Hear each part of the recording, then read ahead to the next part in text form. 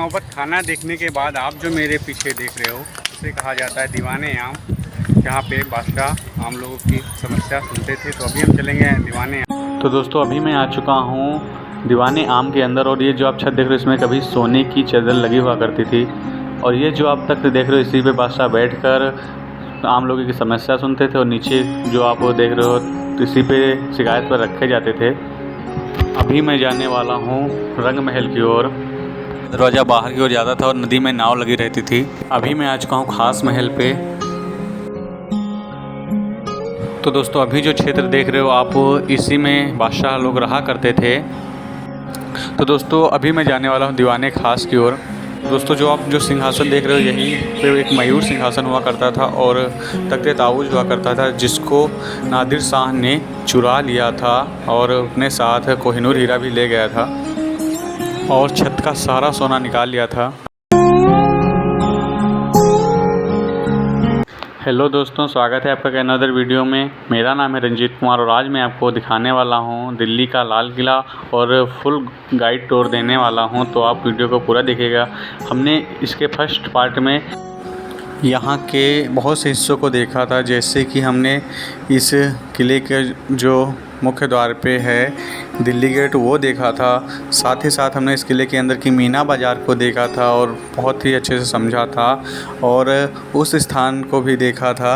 साथ ही साथ उस स्थान को भी देखा था जहाँ पे बादशाहों के स्वागत के लिए नौबतें बजा करती थी। नौबत खाने को भी देखा था। तो अभी हम इस वीडियो के माध्यम से अन्य जगह देखेंगे। नौबत खाना देखने के बाद आप जो मेरे पीछे देख रहे हो उसे कहा जाता है दीवाने आम, जहाँ पे बादशाह आम लोगों की समस्या सुनते थे। तो अभी हम चलेंगे दीवाने आम के पास और वहाँ से देखेंगे इसको बहुत ही बारीकी से।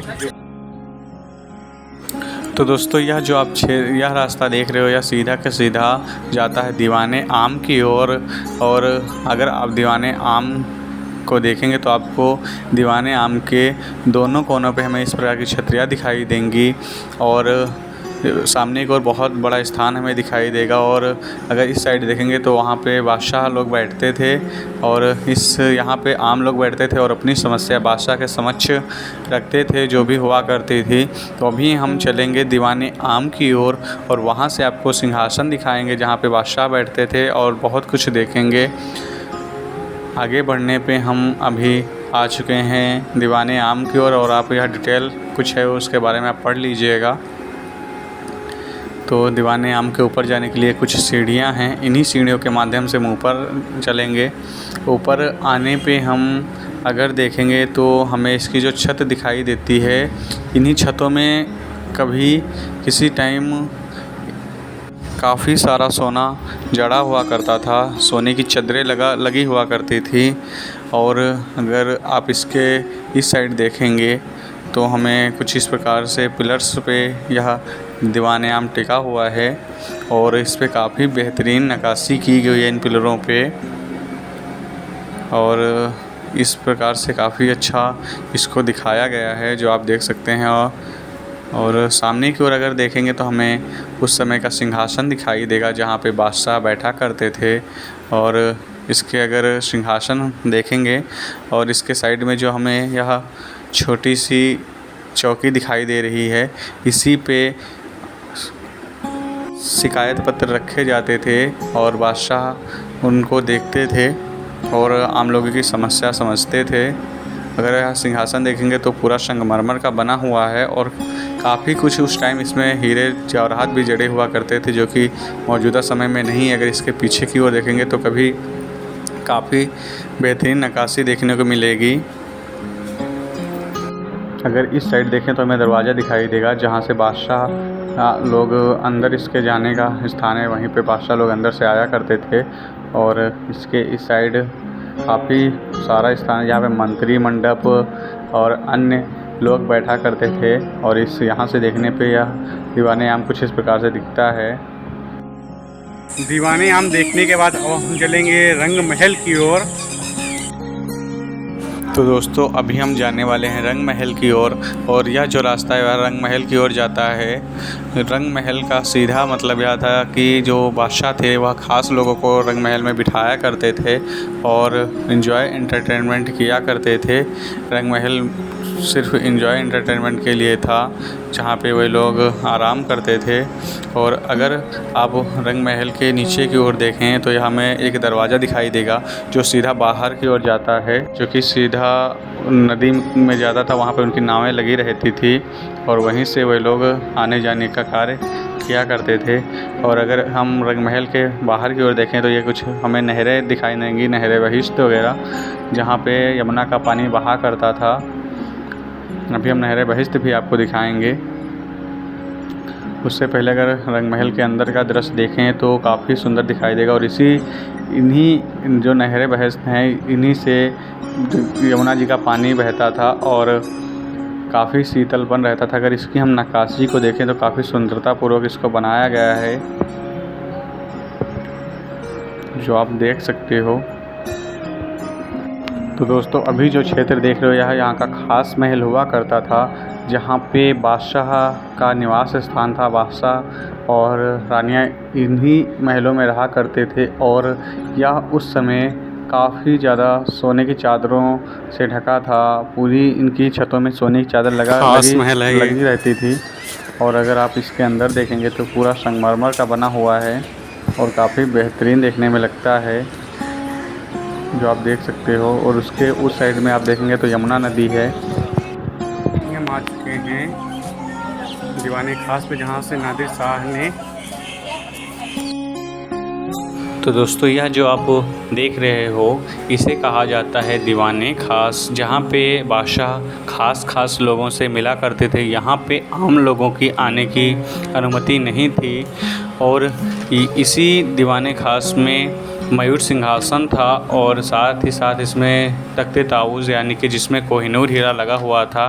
तो एक बार नादिर शाह ने 1739 में बादशाह के साथ आक्रमण किया और अपने साथ तख्ते ताऊज़ और जो मयूर सिंहासन था उसे ले गया। साथ ही साथ इसमें इसकी छतों से जो सोने की चादरें थी वो भी निकाल ली और भी बहुत कुछ यहाँ से था वो अपने साथ लेके चला गया।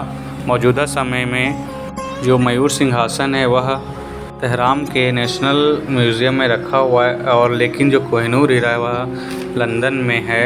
अगर आप इसके ऊपर जो यह फूल पत्तियाँ देख रहे हैं, यह कोई कलर्स नहीं है बल्कि इन एक स्टोन्स हैं। स्टोन इसमें पत्थर भर के इनको बनाया गया है।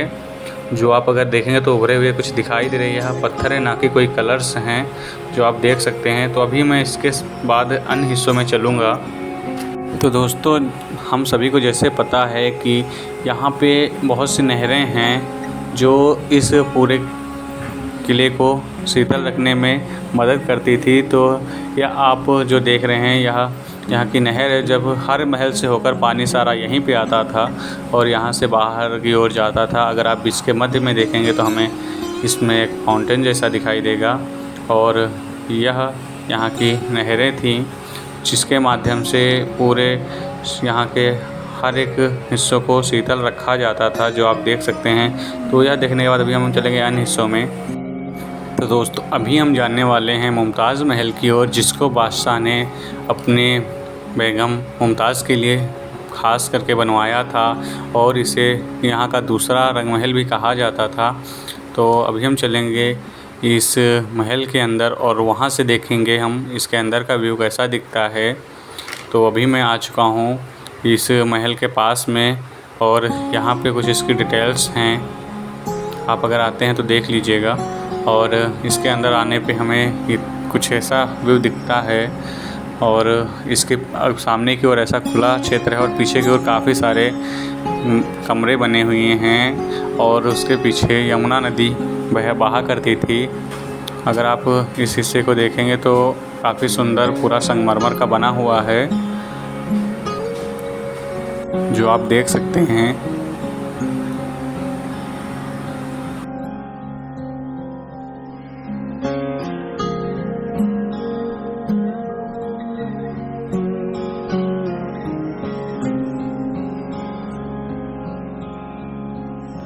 तो दोस्तों, आगे की ओर आने पे हमें हमाम के साइड में अगर देखेंगे तो हमें मोती मस्जिद दिखेगी, जिसको बादशाह के बेटे औरंगज़ेब ने बनवाया था, जिसको इसके अंदर ही बनवा दिया था।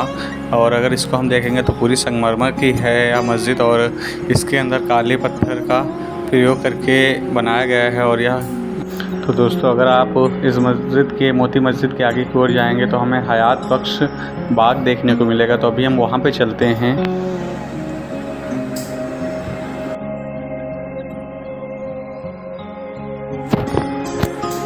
तो दोस्तों, अभी हम आ चुके हैं हयात बख्श बाग में। हयात बख्श बाग का सीधा मतलब यह हुआ करता था जीवनदायिनी बाग। और यहाँ पे उस समय काफ़ी मतलब बेशकीमती जड़ी बूटियाँ और फूल, अलग अलग प्रकार के फूल उगाए जाते थे। अगर आप इसके इस साइड में देखेंगे तो हमें मोती महल दिखाई देगा। और यह बाग कुछ इस प्रकार से दिखता है। अगर आप सामने की ओर देखेंगे तो हमें सावन भादों 2 नाम से हमें मंडप दिखाई देंगे, जो कि हिंदी वर्ष के महीनों के नाम पे रखे गए हैं। जो बरसात का मौसम हुआ करता था तब यहाँ पे बादशाह और बेंग में रहकर बारिश का आनंद लिया करती थी। एक तरफ बादशाह लोग रहते थे, एक तरफ रानियाँ रहा करती थी। और यह पूरा संगमरमर का बनाया गया। इनके ऊपर देखेंगे तो हमें 2 छतरियाँ दिखाई देंगी और बीच में हमें जफर महल दिखाई देगा। अगर हम इसके अंदर देखें तो काफ़ी बेहतरीन है, और यह कुछ इसकी डिटेल्स भी हैं जो आप देख सकते हैं। और अगर सामने की ओर देखेंगे तो हमें भादो मंडप दिखाई देगा, या सावन मंडप था और वो सामने की ओर भादो मंडप है, बीच में जफर महल है। तो दोस्तों, उम्मीद करता हूँ यह वीडियो आपको पसंद आया होगा, क्योंकि हम यहाँ इस किले में इतना कुछ है जो हम शायद एक वीडियो में कवर नहीं कर सकते, क्योंकि वीडियो बहुत लंबा हो जाएगा। अगर आप आगे के वीडियो में जफर महल और यहाँ के म्यूज़ियम को देखना चाहते हैं, साथ ही साथ बावली को देखना चाहते हैं, तो चैनल सब्सक्राइब कर लीजिएगा, ताकि हम इसका जो पार्ट 3 बनाएँ वह आपके पास पहुँच जाए। और उस पार्ट में यहाँ का सारा कुछ जो भी है वह आपको देखने को मिलेगा। Thanks for watching. मिलते हैं नेक्स्ट वीडियो में।